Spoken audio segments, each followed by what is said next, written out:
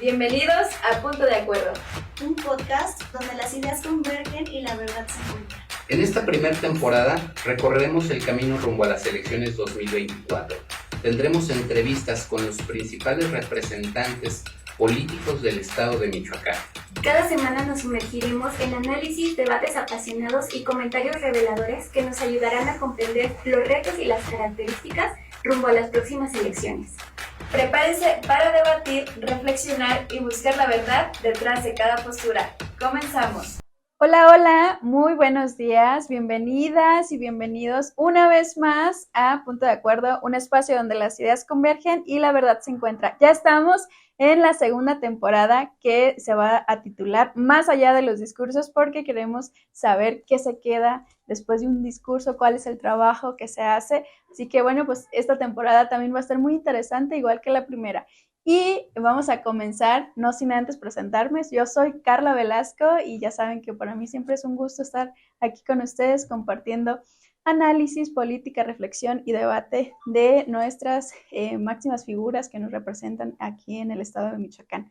Vamos a comenzar a presentar a nuestro analista de casa, nuestro analista estrella, Víctor Noyola. ¿Cómo estás? Hola Carla, muchas gracias. Pues contento nuevamente ya iniciando una segunda temporada.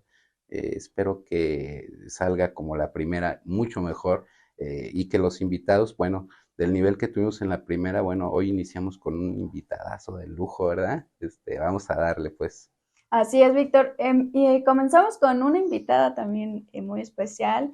Nos da muchísimo gusto que estés aquí con nosotros, Dani. Ella ha sido síndico municipal por Morelia del 2008 al 2011, fue diputada local del 2002 al 2015, después fue diputada federal del 2015 al 2018 y actualmente es diputada local. Daniela de los Santos, muchísimas gracias por atender nuestra invitación. ¿Cómo estás? ¿Qué tal, Carla? Qué gusto, Víctor. Qué emoción estar aquí en Punto de Acuerdo y platicar con todos ustedes y con toda su audiencia. Así es, Dani, pues vamos a comenzar, ¿te parece? Porque siempre lo decimos aquí, el peor enemigo de nosotros es el tiempo. Tenemos muchas cosas que preguntar y bueno, pues vamos a empezar. Uno de los objetivos de Punto de Acuerdo, Dani, es que pues sean nuestros invitados muchísimo más conocidos y sobre todo que alcancemos a muchísimas más personas, muchísimas más michoacanas y michoacanos. Y me gustaría que nos compartieras un poco de tu trayectoria y sobre todo cuál fue el motivo por el cual estás hoy siendo diputada local y bueno, has tenido todo este trabajo. Muchas gracias, Carla. Bueno, pues hace muchos años tuve la invitación a ser la candidata a síndico de la ciudad de Morelia. En ese entonces yo estaba en algunos grupos, algunas asociaciones civiles, que les digo yo que yo ocupaba más ayuda de la que daban esos grupos en ese momento, porque era una joven estudiante, me estaba pagando yo mis estudios, la situación económica en mi casa no era la mejor, pero estaba en varias asociaciones que apoyábamos temas sociales en comunidades y demás, y me invita Fausto Vallejo a ser candidata a síndico. Era la primera vez que iba a haber una mujer síndico en Morelia, y también joven, porque yo tenía 24 años cuando me hicieron la invitación. Entonces, bueno, para mí fue una gran responsabilidad precisamente por esos dos temas, ¿no? Por el representar muy bien a la mujer y sobre todo a los jóvenes, demostrar que cuando se nos dan oportunidades a esas edades, claro que podemos responder y hacer bien las cosas. Y pues mi trabajo por la sindicatura me ayudó para después poder ser candidata en el distrito 17, que es un distrito complicado y que en ese entonces, bueno, yo siendo priista era un distrito muy azul que llevaba 11 años en manos de Acción Nacional, pero logramos ganar después la Diputación Federal por ese mismo lado de la ciudad y después contendí por la alcaldía, que es cuando ya venía el tema de la ola de Morena, perdimos la alcaldía y ahora pues estoy otra vez en el Congreso local. ¿Qué es lo que más me ha motivado o impulsado en mi trayectoria? La verdad es que me enfoqué mucho en temas de niñas, niños y adolescentes. Me parece que ha sido una agenda muy olvidada por muchos años. Hemos hecho varias cosas como la ley de adopción del estado de Michoacán. Ahora creamos la Comisión de Protección a la Niñez y a la Adolescencia en el Congreso, que no existía, era una comisión de dictamen que no existía. Y queremos lograr un centro de justicia para niñas, niños y adolescentes en el estado de Michoacán, que en un rato más les platico de qué se trata. Víctor, Bueno, yo antes que nada, bueno, agradecerte, Dani, y te voy a platicar una anécdota al margen, precisamente en la campaña de 2015. Yo no tenía el gusto de conocerte para ese entonces. Yo trabajaba mucho en la agencia para Acción Nacional, muchísimo, muchísimo. Entonces, teníamos las oficinas ahí por Vista Bella y tú llegaste ahí a entregar tu folleto y todo. Y yo les decía a los muchachos, escondan todo porque ya viene Daniela de los Santos. Yo quería ver a Dani de los Santos. Y me decían, ¿por qué? Le digo, es que ella es del PRI. Digo, y aquí tenemos todo lo de Acción Nacional, ¿no? Ya llegaste ahí, saludaste. Y me diste una muy buena impresión, digo, yo te seguía pues obviamente por el tema noticioso y esto, no estaba tan involucrado en ese entonces en esta dinámica de política, ¿no? Como lo estamos ahora, pero desde entonces me llamó mucho la atención tu perfil y bueno, ahí nos conocimos posteriormente y nos hemos de alguna manera seguido, ¿no? Y bueno, la pregunta, Dani, para entrar en materia, ¿no? Yo siempre comento mucho con los legisladores, ¿cuál es este impacto que luego tienen esas legislaciones realmente en las políticas públicas? Porque luego pasan y pasan, ¿cómo se llama? Iniciativas y se vuelven ley, pero realmente no sé cómo miden, si hay una medición, Dani, para saber si realmente están teniendo el impacto que se deseó desde su creación, si se llevó a cabo, si se está ejecutando, porque no me dejarás mentir, hay muchas iniciativas que están ahí, muchísimas iniciativas que se convirtieron en ley y que no han prosperado. Leyes como iniciativas que se han metido ahí que se quedaron atoradas, que hoy me doy cuenta, como la de las zonas cardioprotegidas, que me parece un tema muy importante, ¿no? Que no existe en el Estado y que es un modelo que ha venido creciendo en países de América Latina, por ponerte un ejemplo, en Colombia. Aquí pasó por ahí, incluso por el Senado, pasó aquí en el Estado y ahí se quedó, nadie le movió. ¿Por qué? Porque luego también traen tintes comerciales y económicos y yo me gustaría mucho que nos platicaras un poquito de ese tema. Gracias, Víctor. Yo creo que tenemos que partir del tema de cómo nos miden y creo que ahí ha habido como un error históricamente, porque normalmente a los legisladores nos miden por el número de iniciativas presentadas y me parece un error gravísimo, porque ponen los diputados más productivos, tal diputado presentó 50 iniciativas, el otro 10 y el otro 5. Y eso no tiene nada que ver en tu productividad, porque el que presentó 50, quizás ninguna sale adelante y ninguna se vota a favor. El que presentó 10, a lo mejor 3, pero el que presentó 5, a lo mejor esas 5 sí tenían un sentido, partían de una problemática, se aprobaron, pero además son aplicadas. Entonces, me parece que es bien importante este tipo, como lo que hacen ustedes aquí en la Universidad Nueva España, lo que hace Sociedad Civil, de darle seguimiento puntual a los legisladores de qué están haciendo, cómo impactan sus iniciativas. Yo les pongo algunos ejemplos de las que yo he presentado y que al final sí terminaron impactando socialmente. Por ejemplo, la ley de adopción del Estado de Michoacán, que en su momento me dijeron, oye, es un tema que no está atendido, no hay una ley como tal. Hicimos la ley con varios legisladores, involucramos al Poder Judicial, a una familia que estaba adoptando en ese momento, revisamos dónde se atoraba cada paso que daba una persona que estaba adoptando. Se aprobó en 2013 y, por darte un dato, antes había de 5 adopciones al año en promedio en Michoacán. Con la ley logramos en 2 años 120 adopciones, porque los niños de 0 a 6 años salieron, ¿no? O sea, dijeron, pues todos estos niños, con esta ley que hasta en 3 meses se llegaban a dar adopciones. ¿Cuál es el problema también muchas veces de las leyes? Que a veces no las ejecutan como tal. Después llegaron otro gobierno y no estaba aplicando la ley como tal. De hecho, con este también he tenido algunas complicaciones. Entonces, una cosa es la ley, cómo funciona, y otra cosa es quién la ejecuta, cómo la aplica.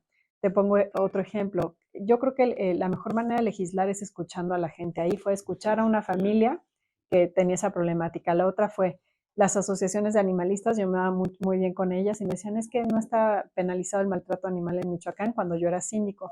Una vez siendo diputada los reuní, vamos a darle al Código Penal, vamos a hacer la iniciativa y logramos penalizarlo en 2013 también, 2014 por ahí. Te voy a hacer un comentario del Sí. Entonces, ¿qué pasó con Melgoza? Con el ¿Es de Chucándiro? Justamente, Sí, de Chucándiro, ¿verdad? no solo lo logramos penalizar en ese entonces, quedó una multa de 50 a 500 salarios mínimos y hasta 2 años de cárcel. El año pasado hice 3 foros con respecto al maltrato animal y coincidimos con Fiscalía en incrementar la pena y le incrementé al doble, o sea, ya hay hasta 4 años de prisión.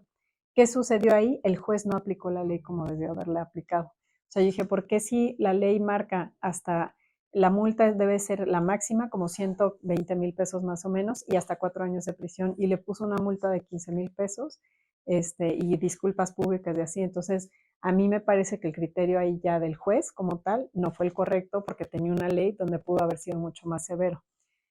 ¿Qué es algo que queremos reformar con este caso? Primero, que se persiga de oficio, porque en este caso los perritos tenían un dueño, pero si no tienen dueño, ¿quién No hay persigue el demanda y delito? no se Entonces persigue, queremos claro. que se persiga de oficio y también pues ponerle candados para que realmente puedan, el tema de agravar la pena y que sea, que no alcance fianza, corresponde a la Cámara Federal. Sin embargo, vamos a buscar cómo hacerle para que pues no se salven de esta parte de la penalización de cárcel, porque el delito está catalogado como 2, maltrato animal, que es cuando hay omisión de cuidados, o crueldad animal, y él sí encajaba en crueldad animal. Porque además fue un dato, más allá de lo mediático, sí fue una barbaridad, ¿no? Hago una fe de ratas, no es de Chucándiro, no recuerdo ahorita el municipio, pero sí es Tangancícuaro, donde era Arturo Vázquez, era alcalde, exalcalde de ahí. Si no vaya yo a tener complicaciones luego. Ok, aclarada el tema, sí a mí se me hizo muy extraño y sí se me hace como que dices, bueno, ¿dónde está la ley? Entonces, ¿no? Si las hacen sí, a criterio de un juez que a veces por intereses, a veces porque le cae bien, a veces porque se mueven influencias, y esto pasa en todos los temas, no nada más ahí, ¿verdad? Por eso los ciudadanos no solo tienen que ser vigilantes del legislativo, sino también del Poder Judicial, que cómo están aplicando los jueces las leyes que ya hizo el Poder Legislativo. Sí. Dani, a mí me gustaría, como esto es un espacio universitario, me gustaría preguntarte, y sobre todo, pues, que lo enfoquemos a los jóvenes y conocer cómo es que los legisladores adoptan una causa y luchan por esa causa y trabajan en esa causa, porque nos hablas de animalitos, de adopción, pero tiene que ver más con tu persona, o simplemente es lo que se presenta de momento, o cómo funciona. Pues de hecho, los jóvenes que me preguntan, oye, nos gusta un poco la política, ¿cómo le hacemos para entrar? Yo les digo que 2 vías, o se acerquen a un partido político que les guste o a una asociación de algún tema que les guste. Y desde mi punto de vista, cualquier político debería de al final tener una causa o una bandera, porque si todos los políticos fuéramos enfocados y decir, bueno, independientemente de que yo penalice el maltrato animal, haga temas de desarrollo urbano, de medio ambiente, porque los he hecho, pero he tenido claridad que si soy enfocada en un tema que es las niñas, niños y adolescentes, el impacto va a ser mayor. Entonces, desde que me plantearon cuando fui diputada local la primera vez el tema de la adopción, me di cuenta que no solo el derecho a vivir en familia de las niñas y niños no estaba garantizado, sino también el derecho a la educación, a la salud, a la no violencia, y por eso me metí ahora a crear esta comisión. De hecho, ha sido muy interesante porque a raíz de crear la Comisión de Protección a la Niñez y a la Adolescencia, muchos diputados han presentado iniciativas en torno a ese tema. Entonces, es como poner sobre la agenda de la legislatura, no solo esta, sino ya de las que vienen, que las niñas, niños y adolescentes, su primer derecho, de hecho, es el derecho de prioridad. Entonces, deberían de estar primero en todos los temas. Y después me di cuenta de este tema de los números de violencia, abuso sexual, ¿cómo se llama? Lesiones dolosas en la familia que hay en Michoacán. Los números son altísimos. Dándoles un dato, en el año pasado, más o menos, en esos 3 delitos, abuso sexual, violación y lesiones dolosas, había alrededor de 1,000 denuncias. Entonces, y eso es lo que sí se denuncia.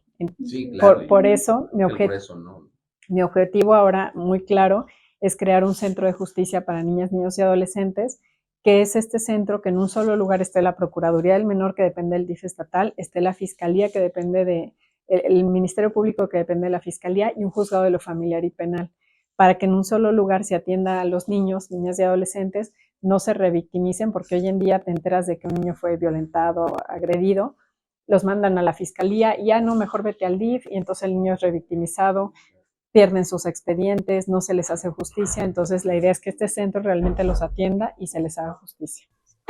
En toda esta trayectoria que tienes de trabajo, Daniela, ¿cuál ha sido la que consideras que ha impactado muchísimo más a las michoacanos, a las y los michoacanos?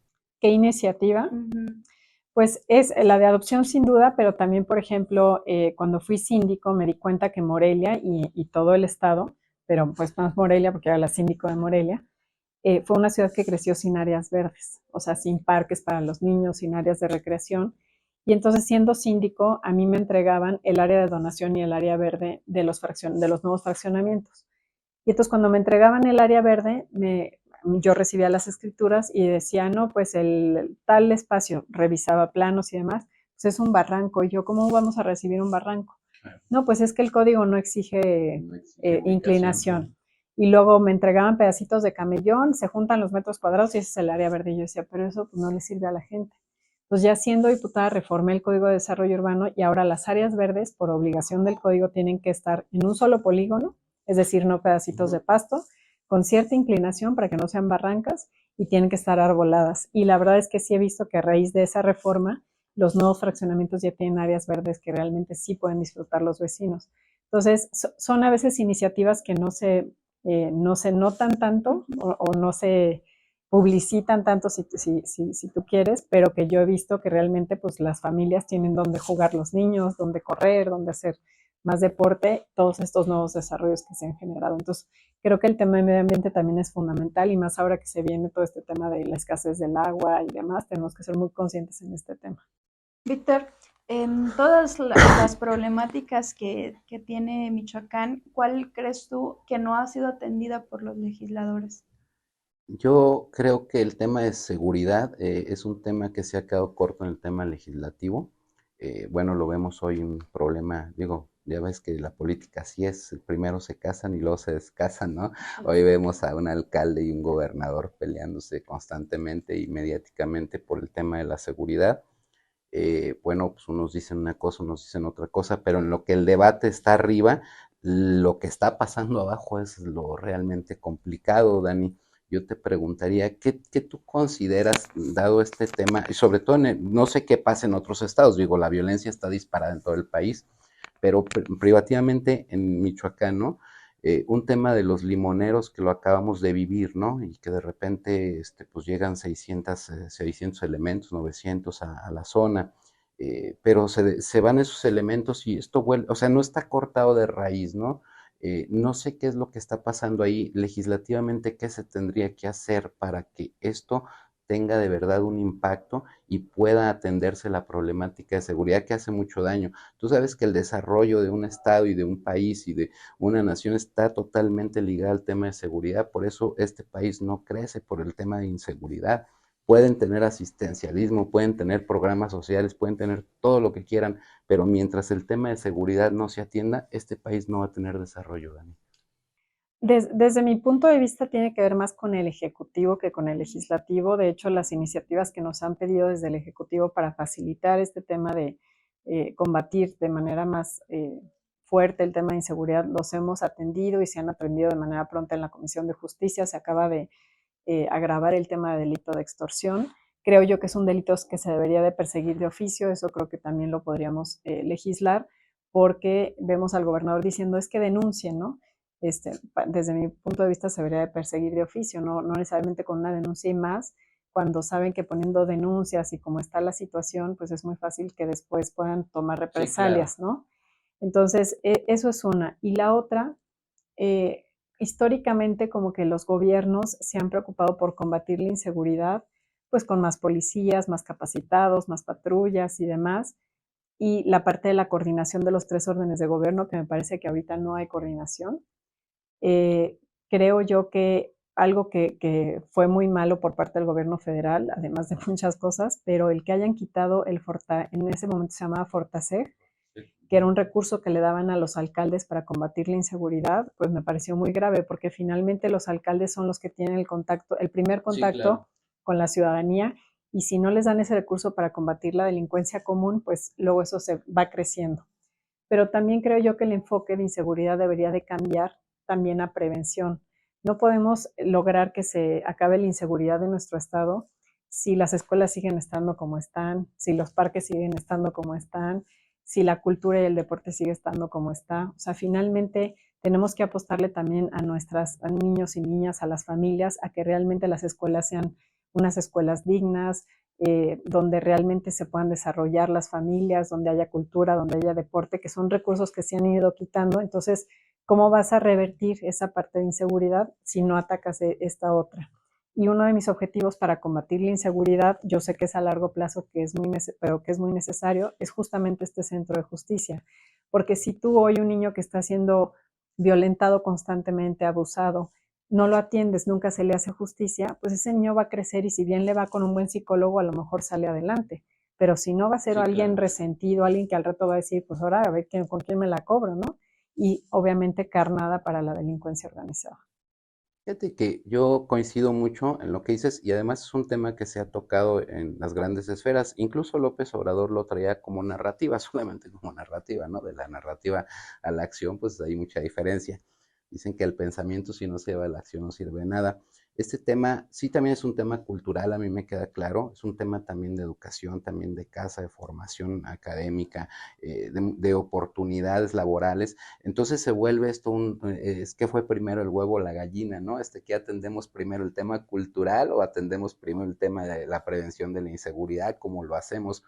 Es muy triste, Dani, bueno, pues uno en lo que hace, pues le toca recorrer el estado y conocer las partes más dañadas, más afectadas, por el crimen organizado del estado, donde los niños, la aspiración para ellos es ser sicarios.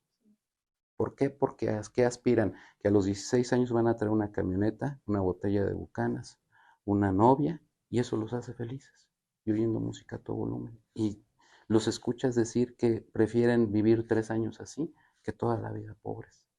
Esa es la cultura que tenemos como mexicanos en esas zonas, porque les han fomentado la pobreza. Hay una inequidad histórica, y tú lo sabes, que los gobiernos no han sabido atender, ¿no? Y creo que no es con el asistencialismo nada más, creo que es un tema de cultura, lo dices muy bien. Y ojalá, Dani, bueno, pues ustedes en el legislativo y tú como diputada, que siempre has sido sumamente activa y preocupada y ocupada por la sociedad, se pudiera hacer algo mucho más contundente. No depende del 100% de ustedes, como lo decía, es un tema del Ejecutivo, pero creo que también debe ser una participación, debe ser un trabajo tripartita y el que se debería de hacer, ¿no? Sin duda, y por eso yo también creo mucho que dicen que las palabras convencen, pero el ejemplo arrastra, ¿no? Sí, claro. Entonces, por lo mismo, yo tengo un programa en las escuelas, visito ahorita de hecho vengo de conectando, sí. Ahorita vengo de un jardín de niños donde llevamos justamente un programa de valores, les hablamos a los papás de esta conexión con sus hijos que es tan importante, cero ideologías, porque yo estoy muy en contra de las ideologías que quieren meter en los libros de texto. No es un tema de ideología, simplemente el conectar con nuestros hijos y dos valores muy importantes que son el amor y los límites en una familia. Les llevamos el programa, hacen la actividad con los niños, disfrutan mucho y ya hemos visitado más de 87 escuelas con el programa y ha tenido un buen impacto porque además en todas las escuelas pues vemos también qué necesidades hay, qué acciones legislativas podemos hacer. Por ejemplo, acabo de presentar una iniciativa para agravar el delito de robo a escuelas porque en pandemia prácticamente a todas les robaron.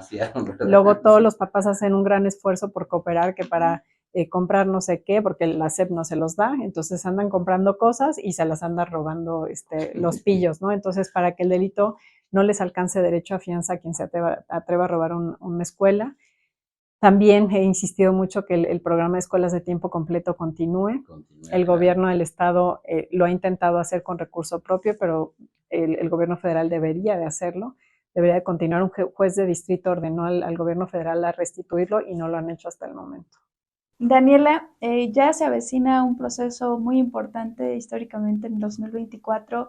Hay dos posibles, bueno, ya son candidatas oficiales y las dos candidatas tienen ideologías opuestas. En ese sentido, ¿cuál crees tú que es la diferencia entre estos dos proyectos de nación y cuál es tu opinión personal acerca de que por primera vez parece ser que vas a tener una presidenta mujer? Pues eso me da muchísimo gusto que por primera vez México vaya a tener una presidenta mujer y creo yo que más allá de hablar de las mujeres como tal, yo hablo como de los bloques como tal.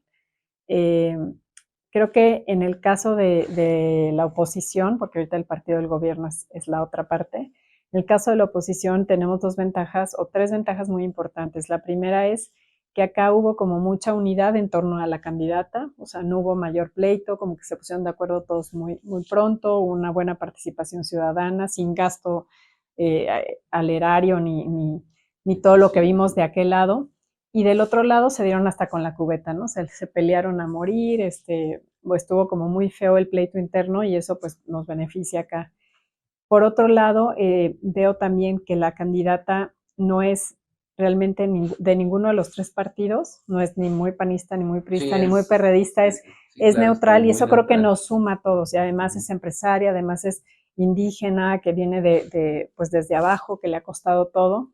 Y esa es la otra, ¿no? La narrativa, esa narrativa que trae el presidente, que de la gente que viene desde abajo, que realmente ha luchado, pues lo representa Xóchitl, claro. No lo representa Claudia. Entonces, creo yo que tenemos como una muy buena candidata con una causa muy buena y que además, pues una persona que ha salido adelante por méritos propios. Muchas gracias nuevamente, Carla, Víctor, por el espacio y a Nova España. Y pues simplemente decirles que si les gusta la política, se acerquen a algún partido político, no importa cuál, el que más les guste. Y si no quieren por el lado de los partidos políticos, alguna asociación civil con una causa que les guste, ya sea medio ambiente, ya sea niñez, ya sea defender a las mujeres. Creo que es importante, si les gusta la política, ir encontrando cuáles son sus causas y ser muy enfocados y luchar mucho por lo que les gusta. Y también, ¿por qué no acercarse a algún legislador o alguna persona que diga, esta figura me gusta independientemente de los partidos y quiero que me platique un poco más, cómo puedo llegar, cómo fue su historia? Pues también estoy a sus órdenes. Me pueden encontrar en el Congreso o en redes sociales como Daniela de los Santos. Gracias, Dani. Víctor, comentarios finales. Pues yo cerraría más bien con una pregunta. Dani, ¿te ves en una candidatura en los próximos meses? Siempre. Yo creo que siempre me gusta seguir en esto, pero también si no estuviera no pasa nada. O sea, al final creo yo que lo importante de un político, o más bien de un servidor público, es hacer bien su trabajo donde está, y eso finalmente te abre puertas y te impulsa a seguir adelante. Te voy a decir una cosa que me encantó tu respuesta, porque todos te dicen, esperemos los tiempos, ¿no? Dani, con el trabajo que tú tienes, con la trayectoria que tú tienes todo para decir, sí, claro que sí, por supuesto. Me encantó eso. Gracias, Dani, por tenerte aquí. Gracias por Finalmente, aceptar. Dani, la Universidad Nueva España te entrega un pequeño presente en agradecimiento pues a la atención de aceptarnos la invitación a este podcast, Punto de Acuerdo. Así que enhorabuena. Muchas gracias. Qué bonito. Bueno, pues gracias. Esto ha sido todo por el día de hoy. Recuerden que ya estamos en la segunda temporada de Punto de Acuerdo y esto se llama Más allá de los discursos. Yo soy Carla Velasco y nos vemos en el próximo episodio.